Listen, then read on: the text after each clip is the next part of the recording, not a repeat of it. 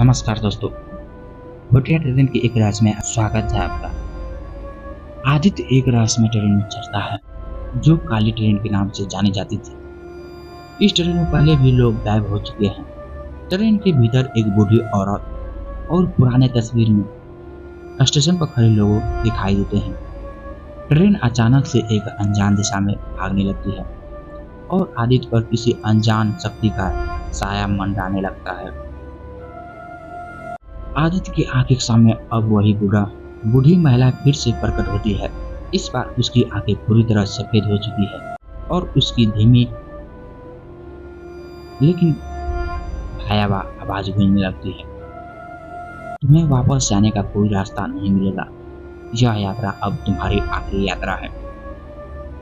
आदित्य अपने कदम पीछे खींचने की कोशिश करता है, लेकिन उसके पैर मानो जल गया हो। उसके पैर एक जगह से हिल नहीं रहा था। उसकी आवाज गले में अटक गई है। अचानक ट्रेन की लाइटें फिर से झपकने लगती है और जब रोशनी स्थिर होता है तो वह महिला फिर से गायब हो जाती है। लेकिन इस बार उसके पीछे ट्रेन की सभी यात्री के धुंधले साए दिखने लगे। चेहरे प्रकट हो जाते हैं। इन यात्रियों की आंखें में दर्द, डर और पीड़ा साफ दिखाई देती है। हर किसी का चेहरा मृत प्राय ऐसा है। आदित्य घबराया हुआ दौड़ता है, लेकिन उसे ट्रेन का कोई छोर दिखाई नहीं देता। वह ट्रेन के दरवाजे को खोलने की कोशिश करता है, पर दरवाजे अब मानो खुल ही नहीं रहा हो, मानो जम गया हो। भागते भागते आदित्य अचानक एक पुराने डब्बे में पहुंचता है, जहां एक फटी पुरानी डायरी पड़ी होती है। वे डायरी खोलता है और उसमें लिखी कहानी पढ़कर उसे होश उड़ जाते हैं।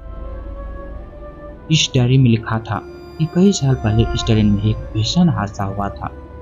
यह ट्रेन एक बड़ी दुर्घटना का शिकार हो गया था, जिसमें सभी यात्री की मृत्यु हो गई।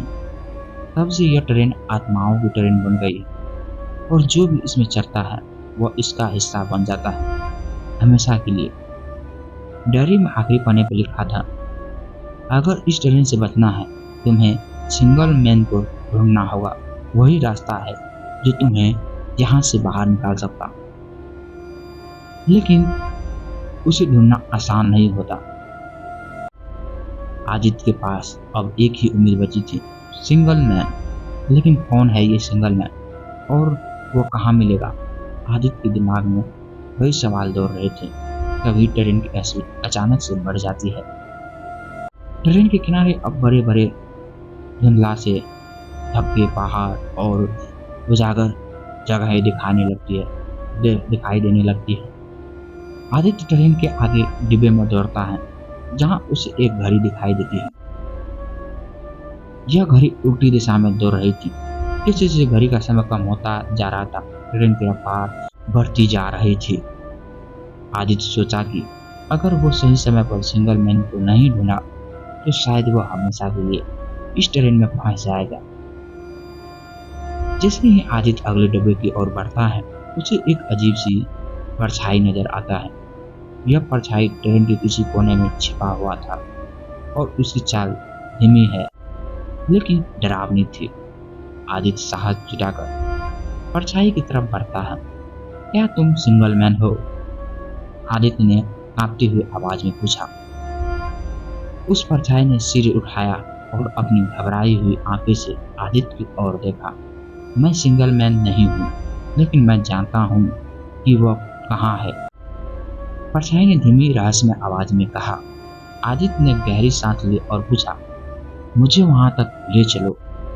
परछाई ने बिना कोई जवाब दिए ट्रेन के पीछे पिछले हिस्से की ओर इशारा किया। वहां एक दरवाजा है जो केवल तब खुलेगा जब समय सही होगा।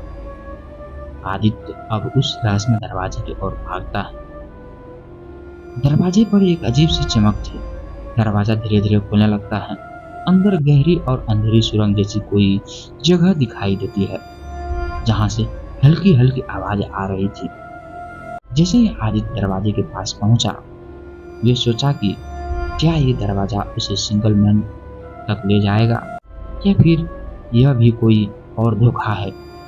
लेकिन इससे पहले कि वह कुछ समझ पाए, दरवाजा पूरी तरह खुल जाता है और अंदर से एक भयानक आवाज आती है, तुम्हारा समय खत्म हो रहा है आदित्य। दरवाजा धीरे धीरे बंद होने लगता है और आदित्य के पास केवल एक ही मौका है, उसे दरवाजे के अंदर जाना है या हमेशा के लिए स्टीयरिंग के हिस्सा बनना है।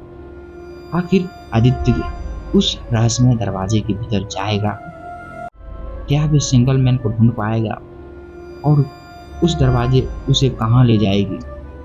जानने के लिए बने रहिए अगले एपिसोड में।